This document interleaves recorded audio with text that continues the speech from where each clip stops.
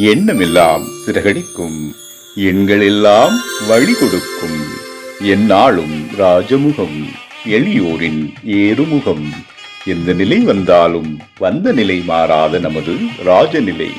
Rajanilai TV, channel of astrology.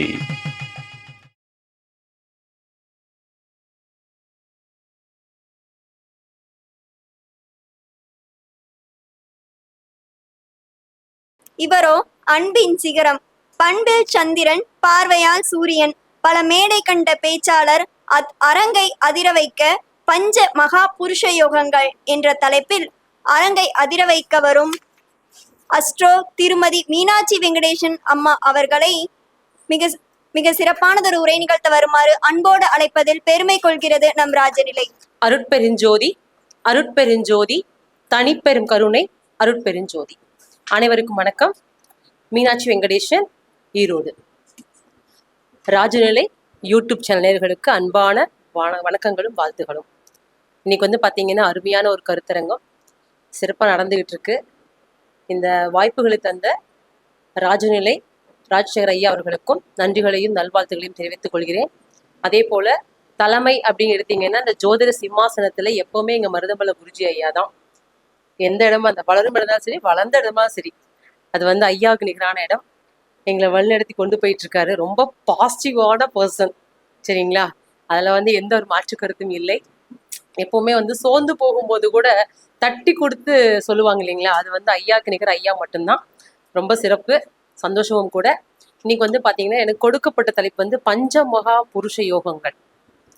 இதை பார்க்கணும் அப்படின்னா ஒரு ஜாதகத்துல பாத்தீங்கன்னா நல்லது கெட்டது ரெண்டுமே கலந்துதான் ஒரு பிறவி இருக்கு. ஏன்னா நம்ம பிறவியே ஒரு கடன் தான். இதுல எப்படி யோகங்கள் அப்படிங்க எடுத்தீங்க அப்படின்னா, ஒரு ஜாதகம் பார்க்க வராங்க. நான் எப்பதான் லைஃப்ல பாத்தீங்கன்னா மேன்மைக்கு வருவேன், எனக்கு ஏதாவது யோகம் இருக்கா, நடக்குமா நல்லதுன்னு ஒரு கொஸ்டின் கேட்பாங்க. இந்த போலீஸ் ஸ்டேஷன் போனாலும் சரிங்க, ஹாஸ்பிட்டல் போனாலும் சரி, யாரு பிரச்சனை இருக்கோ அவங்க தான் போவாங்க. அதே மாதிரி நம்மள யாராவது பார்க்க வர்றதுன்னு வச்சுக்கோங்க, பிரச்சனை தான் வருவாங்க. யாராவது வீடு கட்டிட்டேன், கல்யாணம் பண்ணிட்டேன், நல்லது இப்ப சொல்ல வர மாட்டாங்க, அதை மறந்துடுவாங்க. ஆனா பிரச்சனைங்கும் போது என்ன பண்ணுவாங்க, சரி பார்க்கலாம் அப்படின்னு வருவாங்க. அப்போ எல்லாருடைய ஜாதத்துலயுமே அந்த 5 விதமான யோகங்கள் கண்டிப்பா இருக்கும், ஏதோ ஒரு விஷயத்துல கண்டிப்பா இருக்கும். ஆனா எப்ப அந்த யோகம் பேசும் கிடைக்கும் விஷயம் மட்டும்தான் நம்மளுடைய கொடுப்பினை.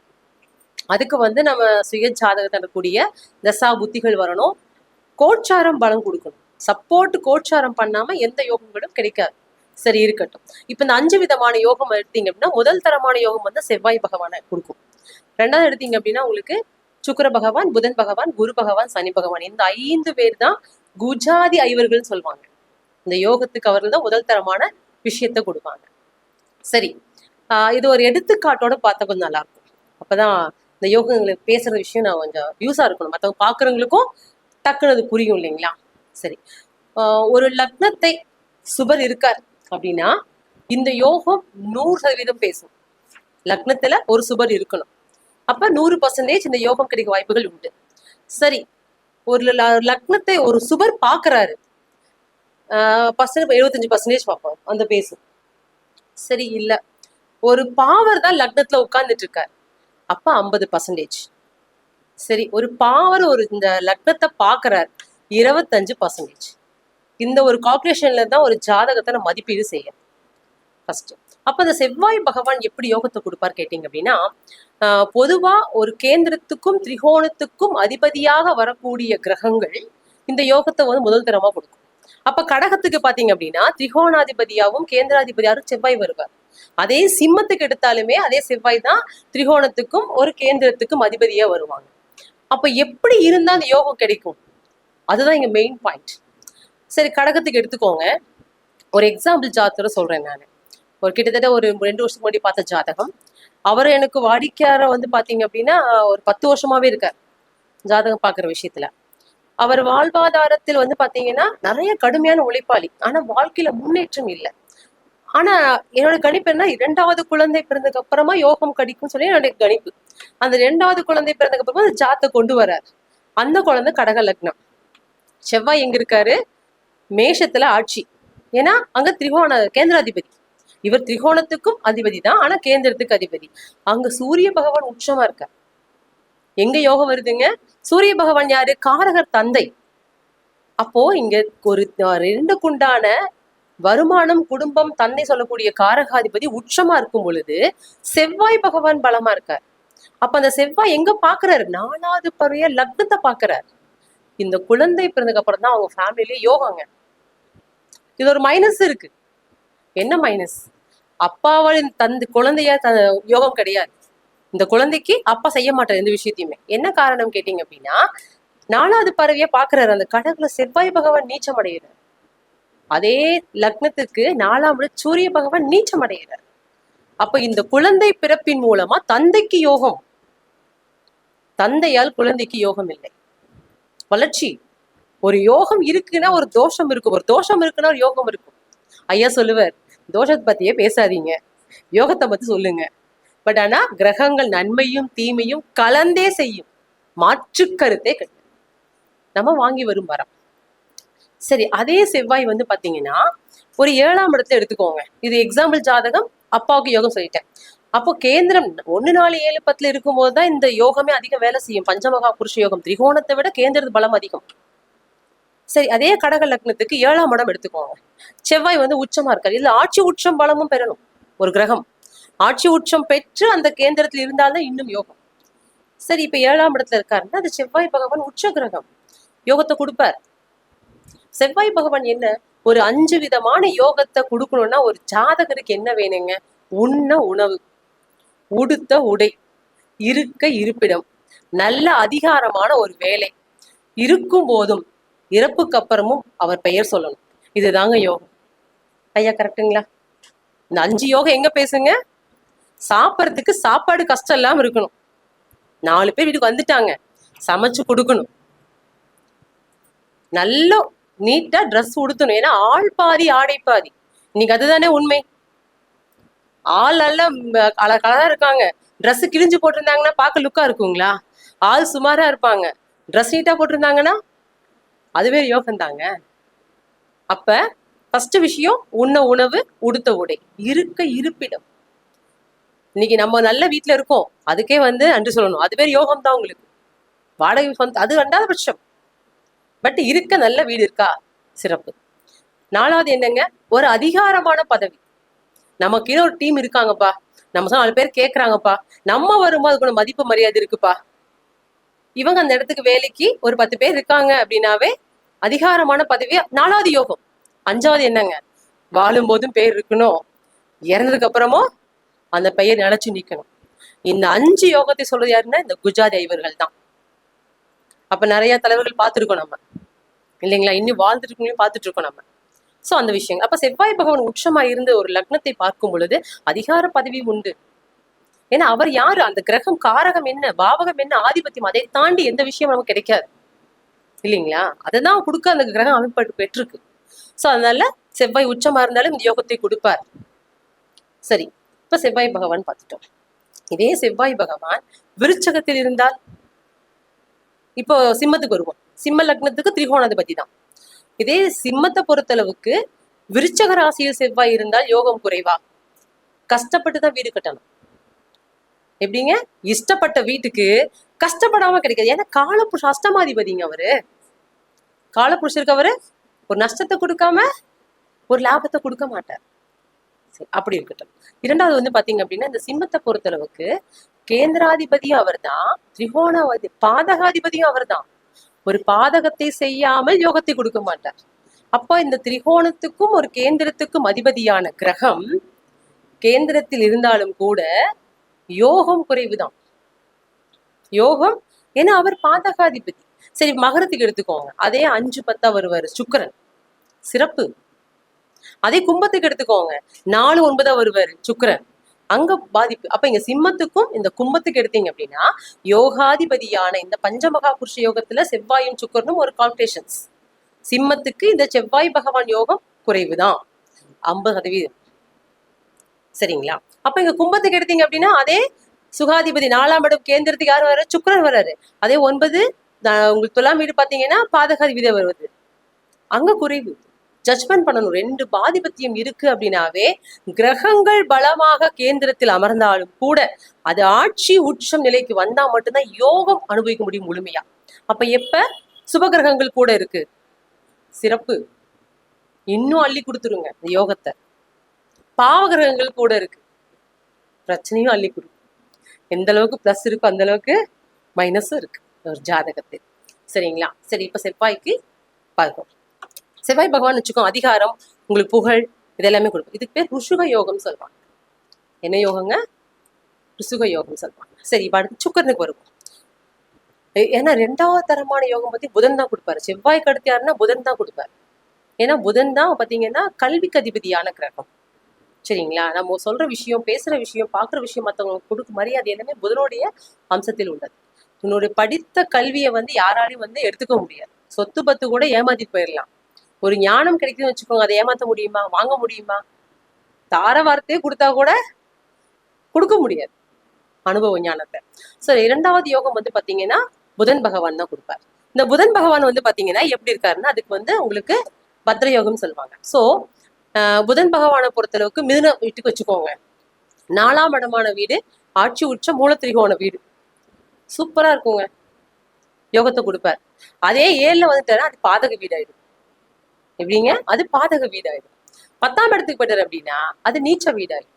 அப்ப இங்க பவர் கிடைக்குமா? மிதுன லக்னத்துக்கு 4ஆம் இடத்தில் புதன் பகவான் இருந்தால் அனைத்து விதமான யோகத்தையும் அள்ளி கொடுப்பார்.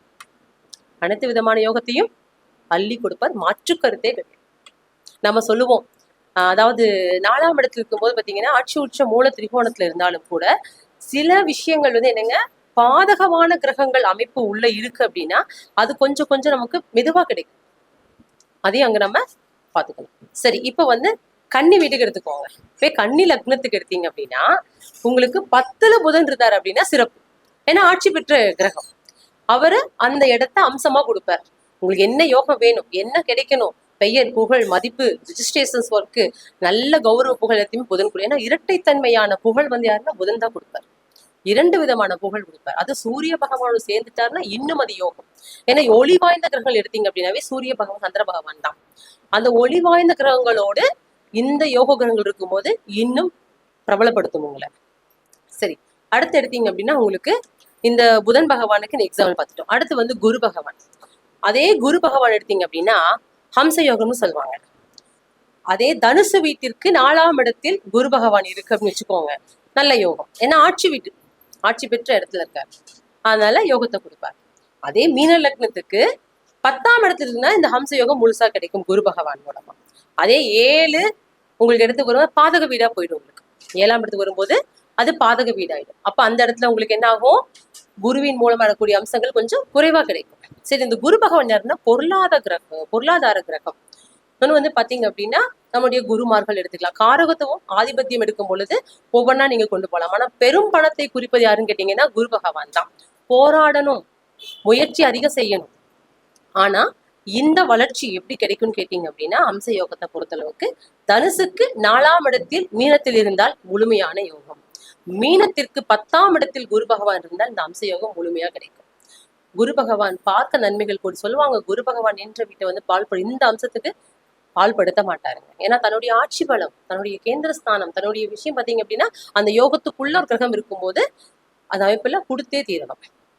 சரி, இப்போ பாத்தீங்கன்னா இதே குரு பகவானுக்கு நீங்க வேற ஒரு கான்செப்ட்ல மிதுனத்துக்கு எடுத்துக்கோங்க. மிதுனத்துக்கு எடுத்தீங்கன்னா அந்த யோகம் அதிகம் பேசுமான்னு கேட்டீங்கன்னா அதிகம் குருவால் நன்மை கிடைக்காது. என்ன காரணம்? அதே 7ஆம் இடம் 10ஆம் இடம், 7ஆம் இடம் பாதக வீடாயிடும். ஆனா 10ஆம் இடம் கூட 50% யோகத்தை கொடுத்துருப்பார். மிதுனத்தை பொறுத்தளவுக்கு 10ல் குரு இருக்கும்போது. ஆனா சொல்லுவாங்க கேந்திராபத் தோஷம் இந்த புதன் பகவானுக்கும் குரு பகவானுக்கும் உண்டு.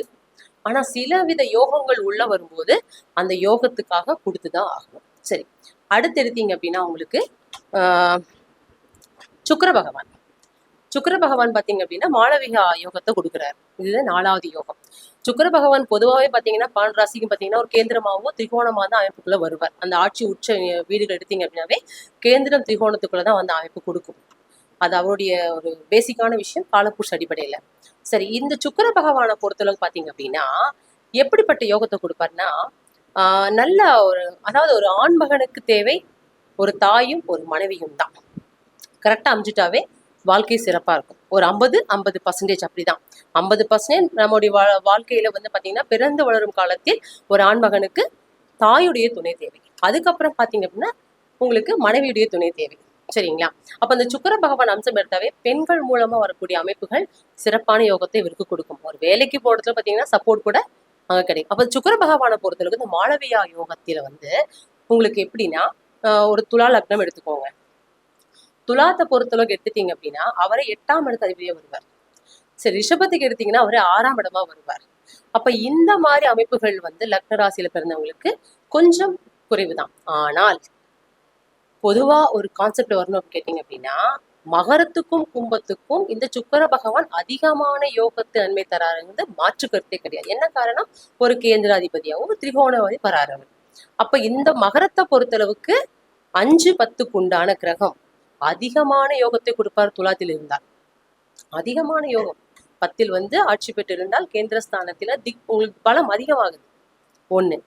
அதே கும்பத்துக்கு எடுத்தீங்கன்னா ஒரு திரிகோணாதிபதியாகவும் கேந்திர பாதகாதிபதியாகவும் வராரு. இந்த இடத்துல அரை பலன் தான்.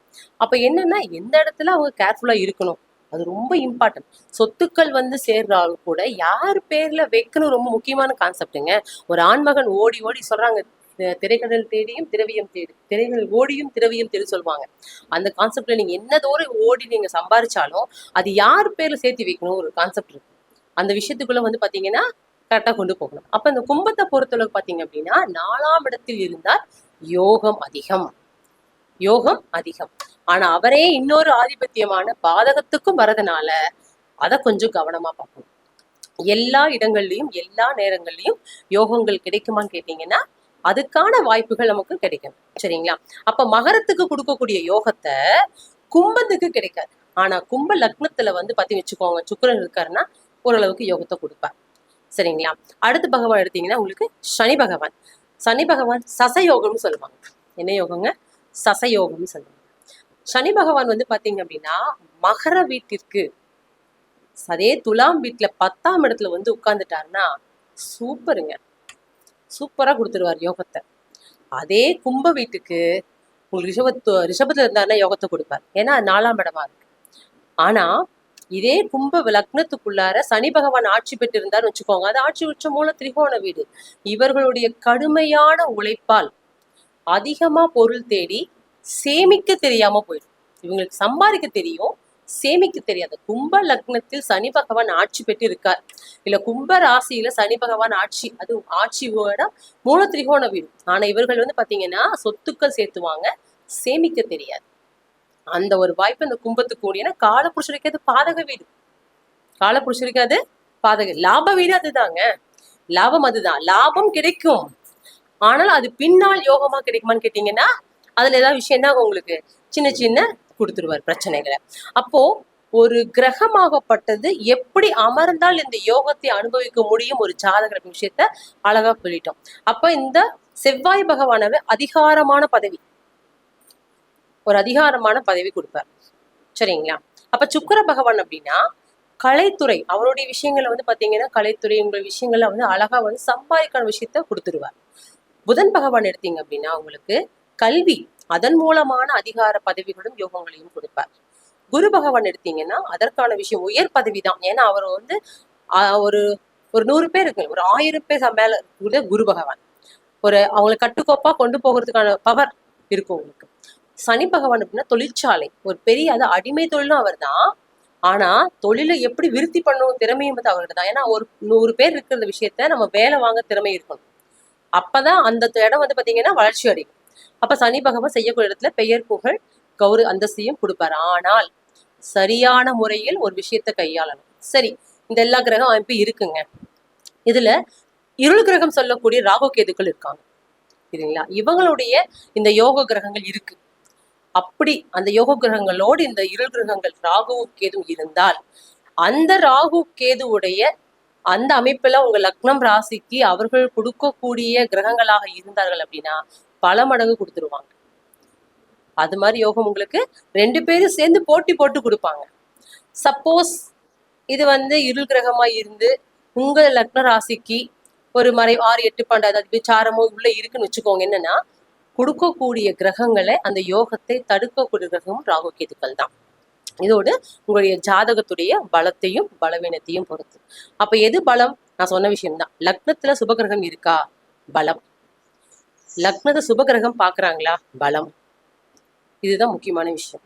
லக்னத்தை எந்த கிரகங்களும் பார்க்காமல் இருக்கு அப்படின்னா அது பலமற்ற ஜாதகம். அப்ப என்ன சொல்லுவோம்? ராசி அடைப்புல யோகத்தை எடுக்கலாமா? லக்னம் பலம் இல்லை அப்படின்னா ராசிப்படியும் நான் சொன்ன அமைப்புல இந்த யோகங்களை தாராளமா எடுத்து நம்ம ஜட்ஜ் பண்ணி பார்த்துக்கலாம். எனிவே எல்லா ஜாதகங்களையும் இந்த பஞ்சமுகா புருஷ யோகத்துல கண்டிப்பாக 1-2 யோகமாவது இருக்குங்க. 1-2 யோகமாவது இருக்கு. ஏன்னா நல்ல சாப்பாடு இருக்கு, நல்ல துணிமணி உடுத்துறோம், நல்ல வீட்டுல இருக்கோம், செய்யக்கூடிய வேலைய கொஞ்சம் ஆத்மார்த்தமா நம்ம ஈடுபாடு செஞ்சோம்னா அதிகார பதவியும் கிடைக்கும். அப்ப இருக்கும் போதும் நல்லா வாழ்ந்தோம், இருந்ததுக்கு அப்புறமும் நம்ம பெயர் புகழ் கிடைக்கணும்னு அந்த யோகங்கள் அனைவருக்கும் கிடைக்கணும் என்று மனதார வாழ்த்துக்கள் கூறிக்கொள்கிறேன். நன்றி, வணக்கம், வாழ்த்துக்கள், வாழ்க வளத்துடன்.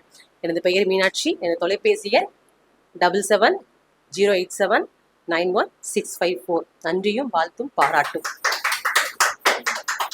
இப்போ ஜோதிட கருத்தரங்கு 13வது கருத்தரங்கு சீரும் சிறப்புமாக நடந்து கொண்டிருக்கிறது. இந்த கருத்தரங்கில் பஞ்சமகா புருஷ யோகம் அப்படிங்கிற தலைப்புல ஈரோட்டை கலக்கும் அற்புதமான ஜோதிட நீண்டகால அனுபவம் பெற்றவர், 15-20 வருஷத்துக்கு மேல அனுபவம் பெற்ற ஜோதிடர் திருமதி மீனாட்சி வெங்கடேசன் அவர்கள் அற்புதமான தன்னுடைய பங்களிப்பை வழங்கினார்கள்.